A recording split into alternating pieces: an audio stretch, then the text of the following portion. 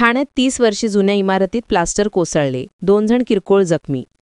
Wagle estate परिसरातील साई ममता इमारत येथे आज सकाळी छताचे प्लास्टर कोसळून 2 जण किरकोळ जखमी झाल्याची घटना घडली. सकाळी साधारण 5:45 वाजताच्या सुमारास ही दुर्घटना घडली. घटनास्थळाबाबत माहिती मिळताच स्थानिक लोकप्रतिनिधी श्री दीपक वेदकर यांनी आपत्ती व्यवस्थापन कक्षाला कळवले. तत्काळ कर्मचारी व एक पिकअप वाहन घटनास्थळी दाखल झाले. ही इमारत तळमजला 4 मजले व टेरेस रूम असलेली असून अंदाजे 30 वर्षे जुनी आहे. साई ममता इमारतीतील दुसऱ्या मजल्यावरील रूम क्रमांक 202 मालक अनिश वालजी देवलिया मध्ये प्लास्टर कोसळले. यावेळी आत झोपलेल्या 2 मुलांच्या अंगावर प्लास्टर पडले. जखमी झालेल्यांची नावे पुढीलप्रमाणे: 1. वंश अनिश देवलिया वय 11 वर्षे, डाव्या पायाला किरकोळ दुखापत. 2. विवेक अनिश देवलिया वय 22 वर्षे, उजव्या पायाला किरकोळ दुखापत.